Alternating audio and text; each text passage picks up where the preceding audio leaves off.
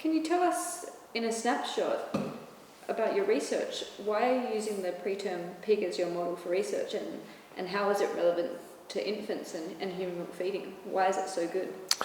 So what maybe prompted us to use the pigs a lot was really looking at the neonatal clinics around the world. And we do that at the moment continuously, observational studies, and see that feeding practice is very different. Determined not only by science, but certainly by culture and practice and availability of different types of diets. So we just feel it's very important to have fundamental answers answered, because it very much influences the life of these preterm infants, whether the one is better than the other. And particularly I've, by tradition, worked a lot in China, and were quite surprised to have the feeling that enteral feeding was such a delicate and delayed issue in China versus the West. And really we don't have very, very clear evidence that the one is better than the other. So that prompted us to do a lot of studies in piglets that we could not really do in infants. So in these studies that you've been able to do with piglets rather than with the human infant, you conducted a series of really interesting studies on bovine formula versus donor milk versus bovine normal milk. Or what are some of the key findings that you've been able to show with this? So first we needed to document that what we felt was already the case, that mother's own milk was better than formula. We had to document that in the model, that this was, completely clear. And that was completely clear. And what we felt we contributed was a lot more to actually what's happening in the intestine. Because naturally enough, we cannot know exactly what is happening at the early stages of NEC before the baby gets sick. And that we felt was our contribution to actually show in much more detail than in any model before what is happening in the early stages of NEC when that intestine is not protected by mother's milk. When it came to bovine products, yes, formula are based on bovine products.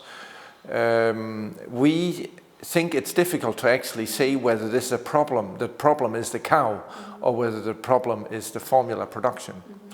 So we've made a series of studies on different processing techniques that then indicates to us at least that at least in piglets, it's not the cow that is the problem, but rather the processing and all the other things that are happening to the formula, rather than it being from another species.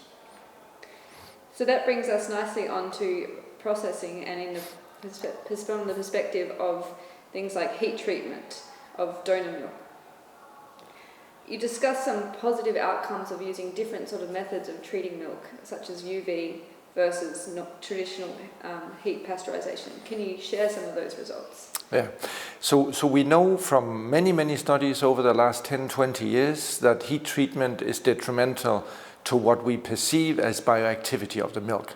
The problem is just that we don't have the in vivo support to actually show that those factors are important. So we feel that with the preterm pigs, we now have a model where we can, in very delicate ways and very identical ways, actually feed those preterm pigs as we do the preterm babies, and then show whether that decreased bioactivity is really important. And the answer is yes, there is no question that bioactivity is reduced also in vivo when you heat pasteurize the various products, whether it be formula products or whether it be donor human milk. We also know that over the years it has actually been a little bit difficult to prove the great advantage of donor milk. So there's no doubt about mother's own milk and all what goes with mother's own milk, but when it comes to pasteurized donor milk, the evidence is a little bit more unclear. And this is a big issue for many countries and many hospitals, whether or not they should establish a donor milk bank. Therefore, it's important for us to find out whether you can treat the milk in other ways than just heat pasteurization and still make sure that it is sterile or almost sterile. Because we still believe that, yes, it is important that we don't have certain risks coming along with the donor milk.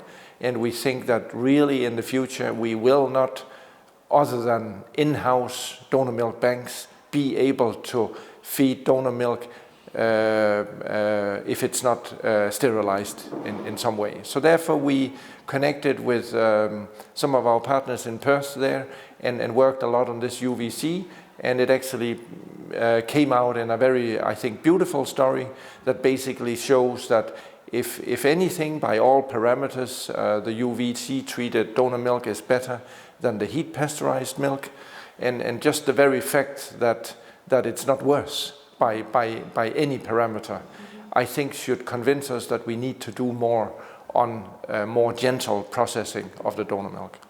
So while we're on the subject of more, you spoke about the connection between the gut microbiota, can't speak anymore, sorry, and the developing brain. What is the next area for this, or for you? Right. So there's a lot of talk about the gut-brain axis at the moment, and the microbes are part of what people talk about. We do studies as well. We do cognition studies after microbiota manipulations, fecal transplant, probiotics, antibiotics. We tend to think that feeding is more important than the microbiota. Partly at this stage because it's just too hard to control the microbiota.